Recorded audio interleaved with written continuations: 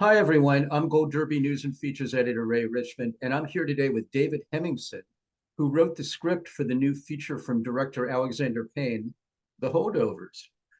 David, let's start off by circling back to how The Holdovers came to be and its somewhat improbable origins. Tell me about the surreal phone call you received out of the blue from Alexander Yeah, Payne. It started.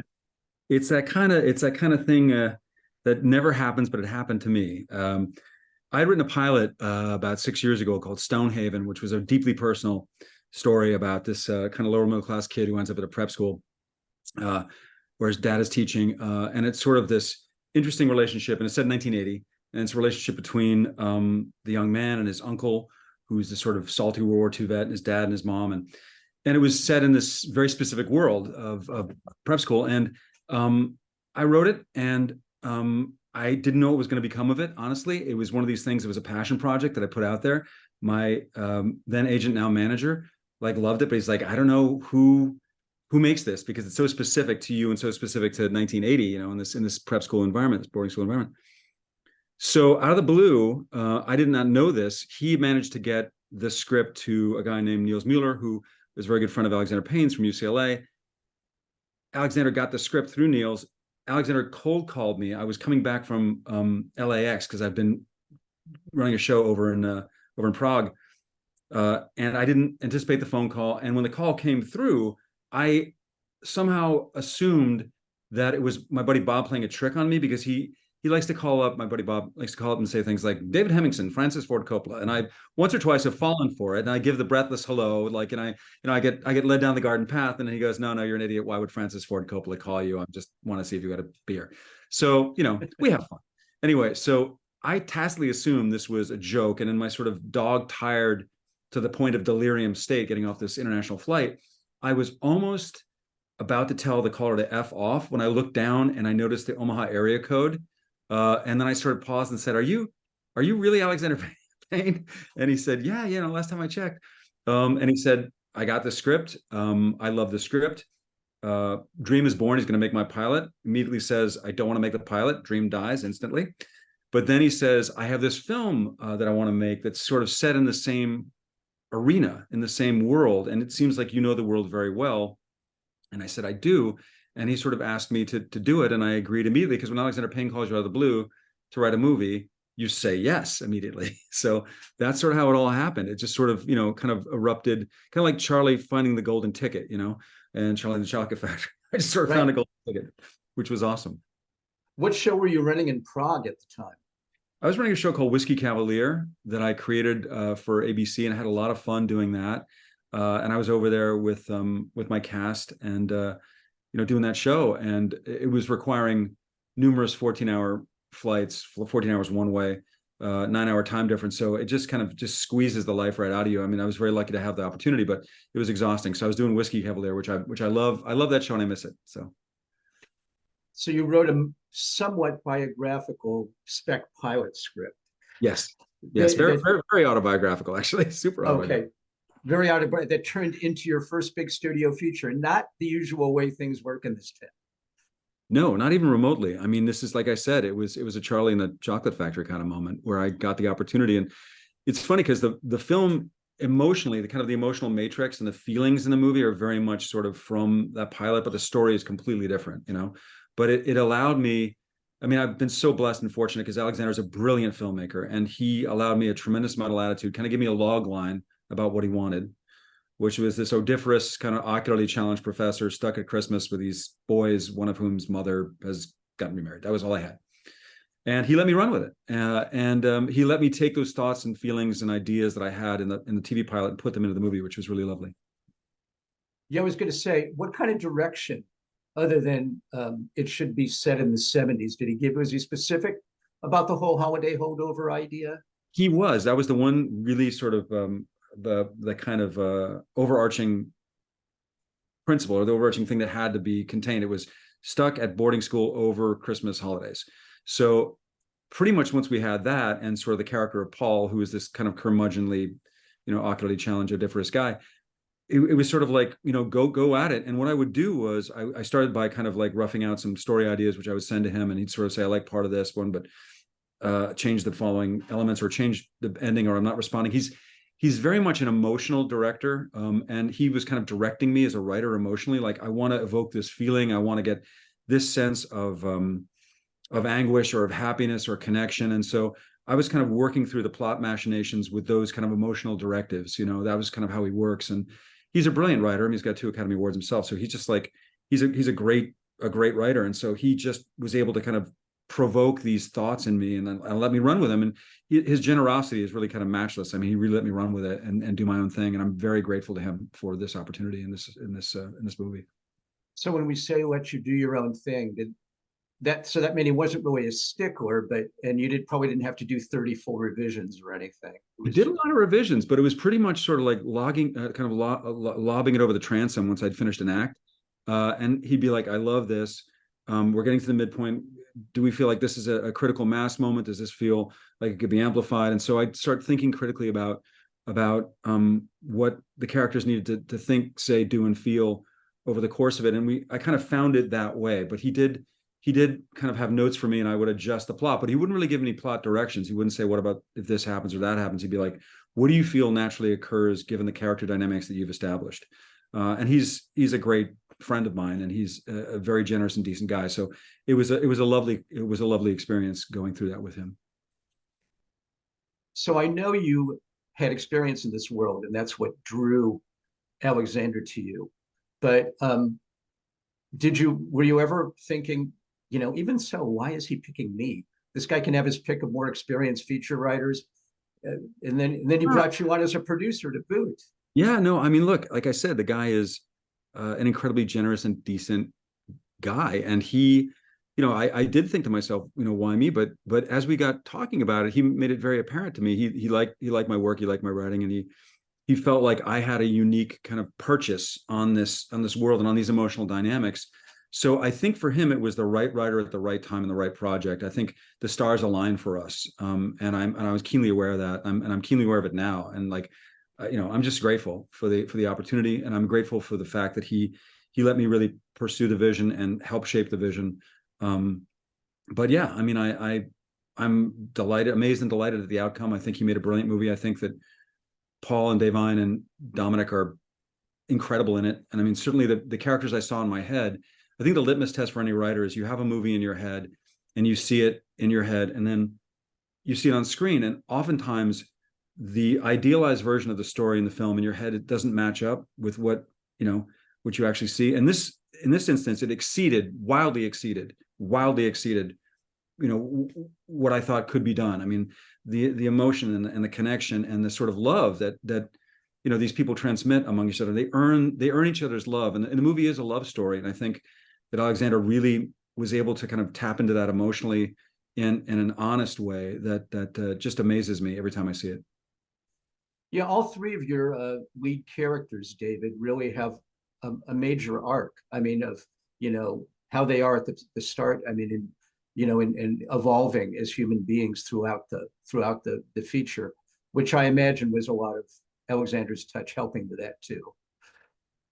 Yeah, I think the key thing is, how do you earn the changes? That's one of the things he really taught me about earning the changes. He talks about something called emotional break fluid. He calls emotional break fluid, like what is stopping and starting the characters. And what I kind of discovered over the course of it and trying to figure out what was stopping and starting the characters was I figured out that what we needed was just small critical mass moments, like small human moments that would force them into close proximity and force the intimacy, like lying is really important in this film, in that like Angus lies at the hospital to save Paul. And once you're complicit in that secret, once these 2 people share a secret, well, they can open up to each other more because you've got a secret that you're holding, from the world. And so all of a sudden you're on the same team. And similarly, when, Paul lies to Hugh Cavanaugh, Angus goes along with it, pretends to be Leonard. That's another instance where there's a lie being told. This one is being told by Paul. So that's another occasion for intimacy, and it's just that constant forcing together of people and doing it from real human motivations. That's one thing that Alexander really encouraged. Like, what are the real human motivations that would force these disclosures? Like, how do we get people to know each other without ham-fistedly just kind of, shoving it in there? And it's teasing that out in the moment, I never thought of the name the Holdovers having sort of a double meaning. But when you say they, they had secrets, they're holding over each other.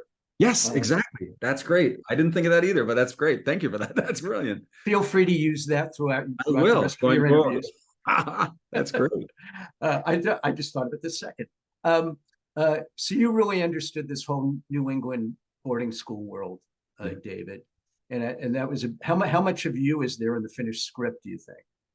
In Angus, you mean, or in In Angus. yeah, I think, I think emotionally that's where I felt sort of kind of when I was younger than Angus was in the movie, but sort of kind of emotionally cauterized and a little at risk in terms of my life because, after my folks got divorced, my mom and I were, we were lower middle class folks, and my dad loved me very much, but he was not in the picture. And so, I feel like the anxiety, Angus anxiety, perhaps that's one of the reasons I chose the name, but it's sort of like the anxiety that he felt and the alienation he felt definitely was something that I experienced as a young teenager. I think Dominic kind of is able to occupy those emotions and express those emotions so eloquently, oftentimes even without words. Just his bearing, his presence is so powerful in that regard. So there's a lot of that anxiety that I felt as a younger man in Angus that comes directly from kind of my emotional, state of mind back when I was a kid. Yeah. As a producer, David, how big a role did you play in finding Dominic Sessa to play Angus? I mean, did you have to change the dialogue much to match Dominic's persona? No, not even remotely. I mean, that's why Dominic is such a miracle. I mean, he's just unnatural. And again, that golden ticket situation, where you just, fortune smiles upon you. I mean, we looked at, I think Susan Shopmaker had something like 800 submissions. And we got it down to 60 or 70 kids. And we were looking at these kids, and Alexander and I both watched the 60 or 70 auditions. And, there were some kids who had one or two moments that they understood, and it came down to two kids, and Dominic was one of them. And I very consciously wrote 5 distinct emotional turns in the scene where he starts talking to Paul in the restaurant. He says, he used to be great. He used to be my dad. And it's sort of his monologue where he's actually telling Paul everything that's in his heart and everything he's truly afraid of. And they've earned that moment together toward the end of the film after all they've been through, after going to see his father and everything. And I remember watching Dominic's audition with that monologue, which is like a page long. And he just understood intuitively so many of those turns in a way that the other kids didn't. And there was something so deeply soulful in his eyes, so something so connected to the character that it made, him as the lead sort of a no-brainer. It's like you see this kid and you're like, that's the kid. You just know it because it feels like he lived it to me. When I would watch him do it, it felt to me like he lived it, which was extraordinary.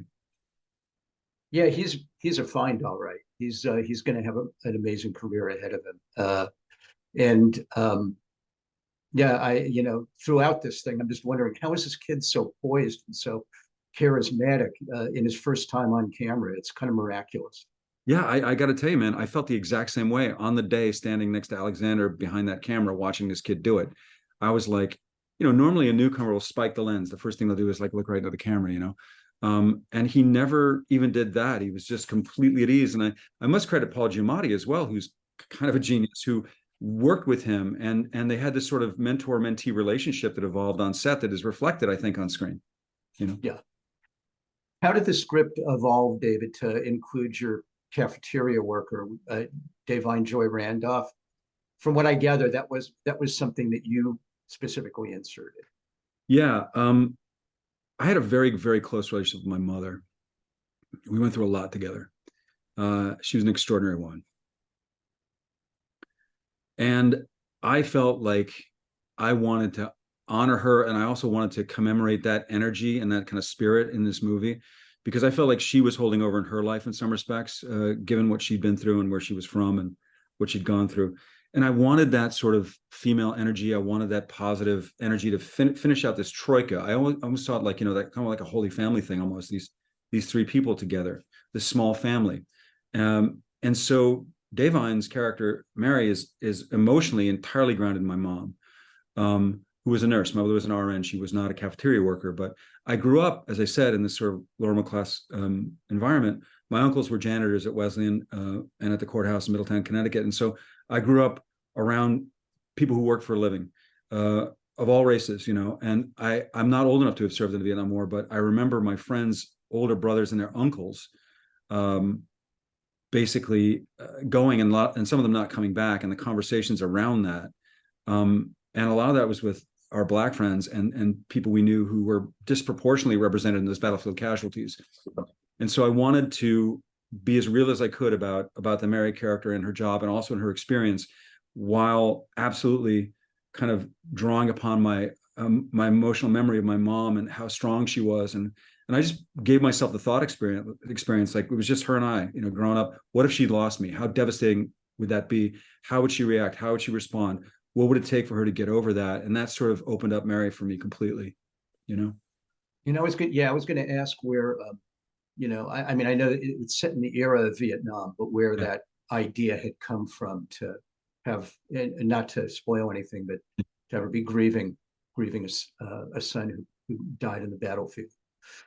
And, I imagine so many parents, and you're right, disproportionately minority, African-American, Latino parents. Oh, yeah. I'm sure that went through that experience. Absolutely. And I did a lot of research into that. And I was like, kind of like looking at the fact that 11% of the population, 13 to 15% of the draftees were Black Americans.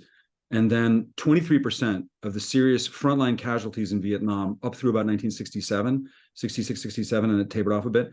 But disproportionately still, huge number were Black Americans, young Black men, and I thought to myself, this is a travesty. This is a tragedy. And I just wanted to sort of be as real as I could with the period and with the character. And that's why I sort of leaned into that, Did Alexander specifically mention making sure Paul and Angus took a field trip to Boston? Or I love that part of the film. And I mean, and the reason at the heart of the excursion, which I won't ruin here, is so powerful. The road trip thing, because it's an Alexander Payne movie, so he loves a road trip. I love a road trip too, because it's really a way of getting people separate and apart from the ordinary world. And like, we talk about the intimacy that is provoked, the intimacy that is provoked by sharing a secret. Well, there's also an intimacy that's sort of provoked by being on the road together, because you're out of your familiar element. It's just the two of you. Time's going to go by. You're going to go on adventures. Those adventures are going to provoke or bring out elements of your personality that wouldn't be there at home. So he always was interested in a road trip. I wanted to set it in Boston because I'm from Connecticut, but I used to go to Massachusetts all the time. I used to run cross country and I'd debate, and we would go up to Western Mass a lot. And I've always loved Boston. And I feel like it's underrepresented in film sometimes. It's such an incredible city. And so I wanted to do Boston over something like New York, because I felt like it was more evocative. And I just love the city. Yeah, I love the fact too, David, that the whole thing is shot on location. I know Alexander is not a big fan of sets. Yeah, yeah. There's no builds on this one, aside from one or two. Like, I don't think we built anything. I think it's all practical. Yeah, it is, and the snow flurries and everything. It really does. I mean, as I mentioned to him when I spoke to him, it really feels like a movie that was shot in 1970, put in a vault, and then taken out again, after being missing for 52 years. Yeah. Yeah. Thank you.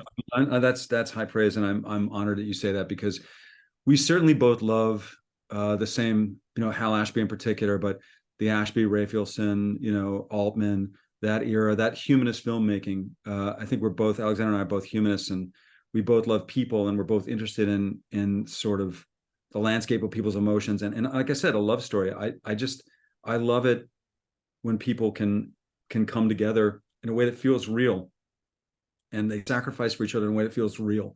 And I think I don't see that a lot in movies anymore. And I really wanted to put that into the screenplay. And again, not to spoil anything, David, but did you put the thing about Professor Hunnam's eye in at the end? Was that something that, I imagine it wasn't ad-libbed, that had to be something you put in the script? Oh, when he says this one? Yeah. Yeah, that was one that was in the script. Absolutely. Yeah. Yeah, we put that in the script. How did he do it? I mean, it doesn't look, I imagine it wasn't what could have been CGI. The eye. No, we do the eye. All right, I'm gonna give this away. I'm gonna get in trouble. I'm gonna give it away. Please, this is the perfect place to give it away. Okay, contact lenses. Wow. We had an eye wrangler on set. As a matter of fact, I'm going to show you something right here. You don't have that very often, do you? And not only his only job on set was to police the 2 contact lenses, and he was a sweet guy, so sweet that he actually did this Holdovers ornament for us last year, which I thought was very. Not only was he an eye wrangler, but he's also sort of a Christmas ornament specialist. So I think that's kind of wonderful. But we had an eye wrangler, and it was his job. And if you watch the movie, watch carefully and just watch. It's always one eye, or is it? Uh-huh. So we put a contact lens in, and Paul just leaned into it. I mean, Paul just occupied Paul with such kind of gusto. He's just wonderful. I just worship him in the role. I think he's wonderful in the role. Well, we've both spoiled it and not spoiled it because people still don't really know exactly what we're talking about. Exactly. I think we're going to leave things there. The Holdovers is playing in theaters everywhere this holiday season. David Hemingson, writer of the film, best of luck to you this award season. Thank you. Thank you very much. Thanks for joining us at Gold Derby. You're very kind. Thank you.